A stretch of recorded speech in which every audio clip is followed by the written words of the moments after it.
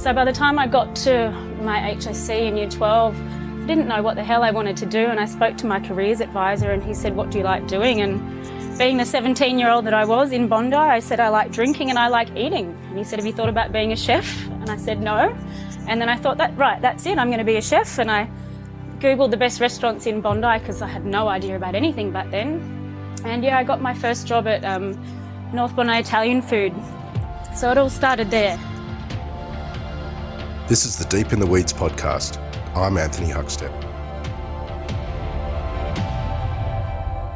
The hospitality industry offers the most extraordinary of experiences that can enrich one's life, but is also renowned for hard work, long hours, unnatural social lives, and extreme deadlines. Is the intense nature of the industry driving many to rethink how they live their lives and how they see their role in the industry? Mirinda Boaz-Cole has worked in some of Australia's most influential restaurants. She's recently lost her role cooking for the Sydney Swans, packed her bags and moved to Byron. Mirinda, how are you going? Hey, good, thank you. How are you going? Good. That's a pretty big life change, moving to Byron, and we can get to that shortly. But you were cooking for the Sydney Swans and that all went pear-shaped. Yes, thanks to COVID. It was my debut season cooking for the Sydney Swans. The girl who normally did it was actually going back on MasterChef, so I had this opportunity. And yeah, I got about 4 months into the season until I got a link to the Fox News saying that the season had been temporarily cancelled. And that was that. I had a fridge full of food. I think I was doing French that week. And had a fridge full of food I had to eat myself, put on a few kilos. But yeah, it was really great cooking for the Sydney Swans while I did. I'd kind of had a preconception of them, but they were really lovely and extremely grateful, and they'd come into the kitchen and thanks and wash their plates, and yeah. Tell us a bit about that, because cooking in restaurants is a little different to cooking for athletes. What was it like preparing meals for athletes at that level? Oh, look, I learned a few things of what not to do. I remember being at home, and every week that I'd have a different themed buffet, and I decided to do Vietnamese, and I remember hand making these dumplings and thinking, what the fuck was I thinking, trying to do handmade dumplings for 80 packs on top of everything else. But the kitchen itself, it wasn't really a commercial kitchen, so it was definitely hot. I actually had a thermometer in there, and it got up to 60 degrees one day. Wow. But so yeah, it was very hot, it was very demanding, but very rewarding. And I got to use my skills in a different way every week, I had to work with the dietitian and come up with a menu each week or twice a week. But yeah, it was got to be creative and do a lot. But yeah, like I said, 80 people by yourself in a tiny little kitchen, it was definitely hard work. Did it change the way that you cook, given the market that you're cooking for in that instance? Good question. Not really, to be honest. I just had to make sure all my numbers were right and not to have too many leftovers, otherwise it'd be me taking it all home. But it's essentially the same concept. It did change a little bit after, like when COVID first came in. I think in March I had to stop doing a buffet, of course, and had to start doing a la carte in rounds, doing 80 by myself. But it's the same kind of concept. It's just the service that was different. You've decided to make the move up north for a different life. What triggered that? Look, I'm originally from Byron Bay, and I've been wanting to move back ever since I left 20 years ago. And yeah, after the Sydney Swans job came to an end, I took some time off. I was very fortunate to get JobKeeper, so I had some time to rethink and structure my life. And coming back to Byron was always what I wanted to do, and I just wanted to slow down a little bit. And it sounds like the typical hippie, but I want to live off grid and grow my own food. And I joke with my friends about wanting to walk around in the garden naked. I'm not sure if I'll do it, but I'd like to have that opportunity where there's no one around me. And yeah, it's amazing every week, riding our bikes to the farmers markets and sometimes canoeing to the markets and driving to the beach or walking to the beach, and there's no one there when you get there. You don't have to find parking and pay for parking and having it to yourself. So yeah, just really wanting to slow down a little bit and yeah, breathe. You mentioned about growing your own produce. Is that something you're doing at the moment? I've started to, but I'm trying to find my own property, so I'm not going to invest too much into where I am. But, you know, I've got the basics and herbs and tomatoes. We've got chickens, but not the big step yet. I'm just trying to find the right place where I can really get my garden happening. Long before the Sydney Swans, you worked in restaurants and actually you've done many interesting things. Where did the interest in food start for you? There's two answers to this. One, when I was 13 and my mum was a single mum, and one night a week, she's a musician, so she would come home at about 7 o'clock for a break, and she told me I had to get dinner ready. So she taught me how to make pasta, and I'm just talking onion, garlic, tin of tomatoes and a packet of pasta. And after I got used to that, I was 13, by the way, and after I learned how to do that, I would start getting a little bit more creative and adding chili and olives and then proteins. And I think from a young age, I'd always loved food. So by the time I got to my HSC in year 12, I didn't know what the hell I wanted to do. And I spoke to my careers advisor and he said, "What do you like doing?" And being the 17-year-old that I was in Bondi, I said, "I like drinking and I like eating." And he said, "Have you thought about being a chef?" And I said, "No." And then I thought, that's it. I'm going to be a chef. And I Googled the best restaurants in Bondi because I had no idea about anything back then. And I got my first job at North Bondi Italian Food. So it all started there. What was it like in that kitchen? Can you take us back? Do you remember your first day and what it was like? Yes, I can. I remember coming home after the first day. I think it was a double and thinking, am I really going to do this? Is this really what I want to do? But there was some excitement that I got from the rush of service that wanted to keep me going back. So, yeah. Early on in your career, you were involved in an accident. Can you take us through that and what sort of impact it had on you and your career? Yeah, quite a large one in my life as well. I was working at Bistro at the time with Jeremy, and it was actually a drink driving incident. It's not something I'm proud of, but I definitely learnt a lot from that. So I'm happy to share that. I think we'd finished a double. It was a Thursday. I was working for Maryvale, so we got cheap booze, and I think my blood alcohol was 0.27. Wow. So really, really quite frightening. And I had a near-death experience, and I obviously had to take time off work because unlike lots of people, we can't actually work from home. So I think I had 9 months off, but it really just taught me not to sweat the small things. You know, something like, I don't know, you lose your iPhone or something breaks, and I just really had a little kind of like an epiphany, if you will, and just made me, take some time to, think about what had happened and how lucky I was, and lucky I didn't hurt anyone else, and the physical pain obviously with that as well. But I was lucky to utilise the time, and I actually went travelling a little bit on crutches and kept cooking. I did a private catering job at home on one crutch in my little kitchen. Wow. Yeah. But that time of the drinking culture was unbelievable when, God, how old am I? 13 years ago when I started cooking. I remember on a Friday night, halfway through, like after the first sitting, there'd be 3 chefs in a hatted restaurant, and we'd drink a case of beer between us. Like, I don't know how I did it, and kept cooking. So I was lucky to have escaped that culture eventually. But it definitely changed my life for the better.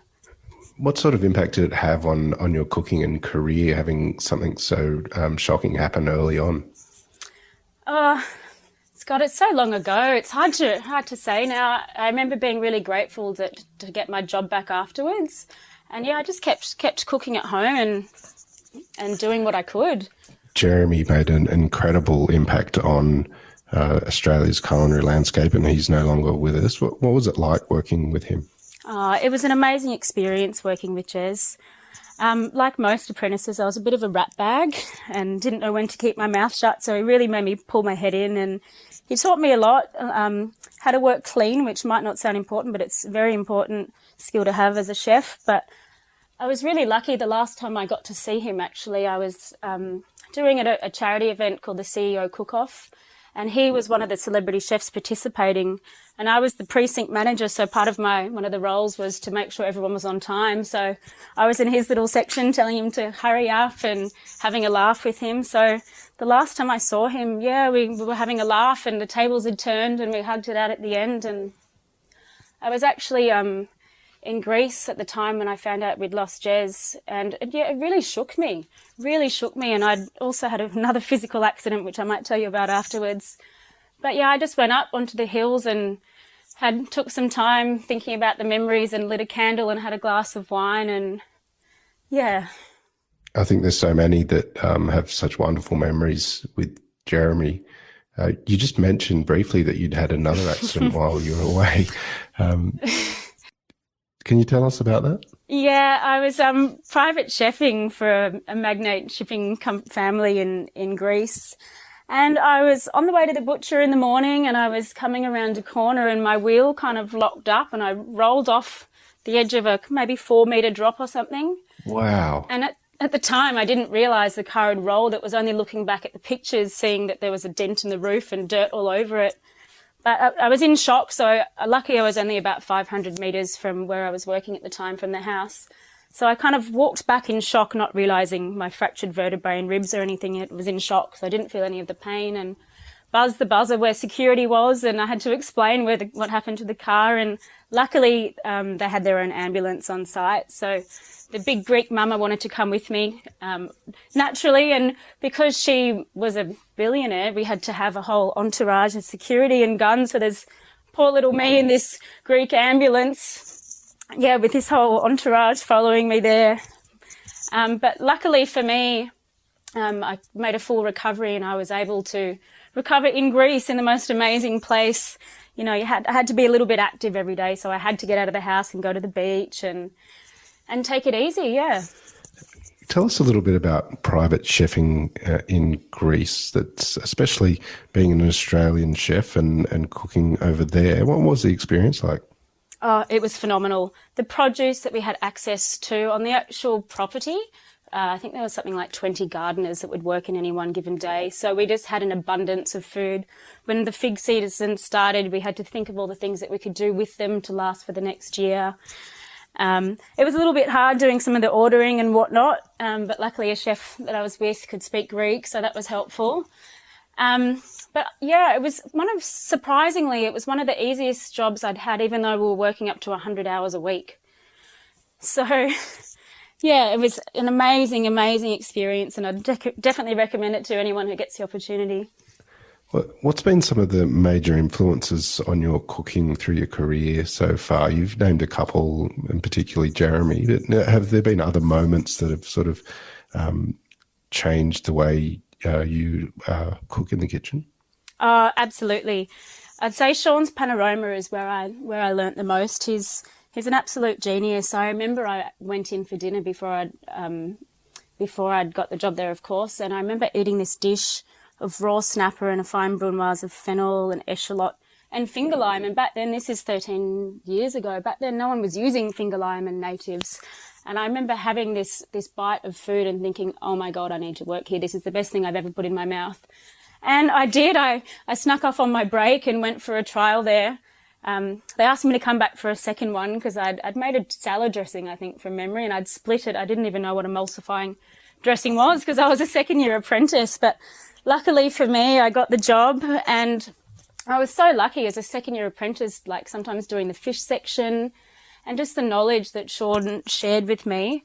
His simplicity approach to like rustic food, showcasing the ingredients. Yeah, he's just genius and such a kind man to work for. I remember when we got our second hat, and because it was just a degustation menu, we couldn't run out of any food. So the end would close on a Sunday for 2 days. So I remember taking home like 9 dozen oysters and a huge bag of crabs and just sitting in my room shucking the 100 oysters until my fingers were bleeding. And I was lucky because back then as a first-year apprentice, I think I was on $4.56 an hour. So it was a little bit more at Sean's because I was a second year, but having the opportunity to play with this amazing produce as an apprentice, just at home inviting friends over, was you can't put a price on that. One of the things that you've done in your career is work with Oz Harvest. Can you tell us what led to the decision to join Oz Harvest and work with them? I was actually in New Zealand and I was wanting to take a break from cooking, but it was really hard to get a job that paid anything. So I think a bar manager was on $13.25. So I went, nah, I'm going to keep cooking. And I found a job catering in Queenstown. But I didn't realise that catering could actually be amazing food. It kind of had this bad reputation, at weddings and whatnot. So, making our own bread and curing our own meats. And when I came back to Australia, I thought, I'm doing this again. You did work weekends, but you worked day shifts all through the week. So I came back and I got a job as head chef of a catering company. And after a while, I just didn't feel the purpose that I wanted to feel. So I got the courage to quit my job and go out on a whim with nothing in place. And I was just going to try and volunteer somewhere until I found what I wanted to do, having no idea what that was. And finally, I came across Oz Harvest, which I didn't know much about. I think this is about 6 years ago. It wasn't as big as it is now. And the chef said, okay, you're going to be teaching a cooking lesson. And I was like, what? I've never taught before. But naturally, as a chef, you teach other people on your section what to do. So it was a little bit instinctive. And I can't remember what I was cooking at the day. And at the end of it, he said, great, do you want a job? And I couldn't believe that I could be fortunate to work with surplus food that was then going to be turned into something delicious to go and feed vulnerable people. And I got paid. It was it really, really was my dream job for 5 years. I had so many phenomenal experiences there. And it was amazing. Tell us a bit about the process there in the kitchen. I know that Oz Harvest collects unused food or food that will go to waste. But can you tell us what happens in the kitchen in the process and how you come up with the dishes? So a lot of people have a bit of a misconception that there's a team of chefs working away, cooking all the food. It's actually only 10% of the food that gets turned into meals. The rest is sent out as raw ingredients to other charities for them to do what they will with it. So with the rest of it, we would teach cooking lessons to raise funds to keep doing what we were doing. So we had a base of recipes, but you'd always use the recipe as a guide because you'd never know what ingredients you were going to get. We would buy some staples like bread and yeast and whatnot. But, just the food that you would get in is not what people imagine. Everyone seems to think it's, rotting vegetables and whatnot. But some of the produce, apart from the food that would come off MasterChef and My Kitchen Rules and all this abundant seafood, we'd get pallets of any fruit and vegetable you can think of in perfect condition. And things I think it was Aldi a supermarket was shutting down. And instead of restocking the food that they used in the film commercial or whatever it was that they were doing, they get rid of it because everything has codes on it. So we'd get $40,000 of produce of brand new food, and it was destined to go to landfill. You've done many things all over the world and had some crazy adventures. How do you approach cooking yourself? How would you describe your own cooking? This is a good question, and people often ask, what's your favourite thing to cook and what's your favourite thing to eat? I like cooking whatever's around me and whatever's fresh. Obviously, things from the garden and fresh ingredients, you just can't compare. Anything with chili, I love cooking. And I've got a love for cooking on a wood fire grill. But I love to cook what other people want to eat. So whenever I go to someone's house for dinner, normally I cook, or if they come to mine, I always ask them what they want to eat. So I love cooking what other people want to eat and what I'd like to eat myself, I guess. You've got a lot of friends in the industry, and it's been quite a traumatic time for many all over the globe in the last year. What's your thoughts about a career as a chef? Now you've sort of moved away from the cities, but how are you feeling about that as a career generally and for yourself? Look, part of me wants to say don't do it, anyone who's thinking about it, but the other part is just I can't imagine myself doing anything else. It's taken me to so many places and I've had so many amazing experiences from it. I think COVID, I don't want to talk about COVID, but it's hard not to these days. It's completely changed and shifted so many people and their restaurants and what they're doing in the industry and what they need to do. It's really brought chefs together.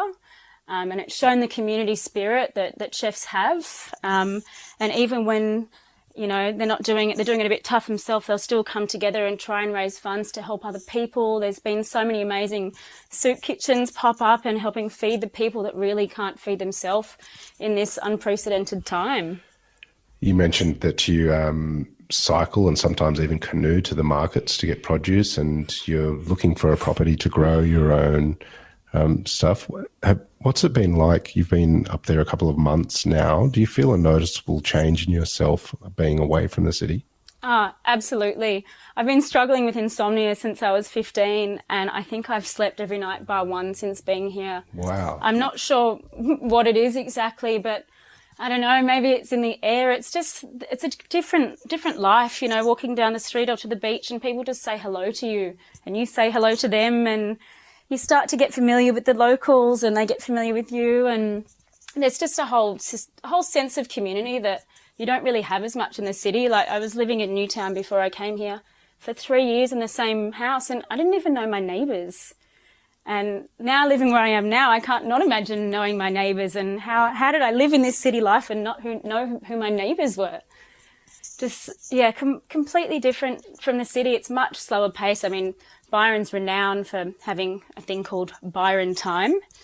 And I'm telling you, it's a thing when you say a certain time, no one's actually there at the certain time. And when you're waiting for your coffee, I was up in the hills the other day ordering a coffee, and there was a line of about 10 people behind me. And the woman serving me honestly took 5 minutes just talking to me and, asking questions. And I felt guilty answering because of the people behind me, but she did it with the next person and the next person. So it really is just a whole lot slower in a chilled way, in a good way.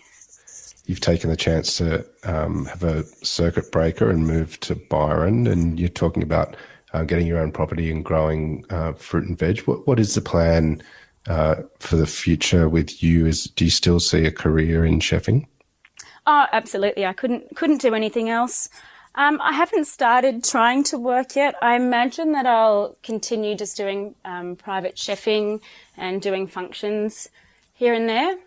But yeah, I'd love to be able to, on my own property, do dinners in between orchards with food that I've grown there, of course, sustainably. I've heard Leonardo DiCaprio has just moved around the corner, so I might see if he needs a private chef.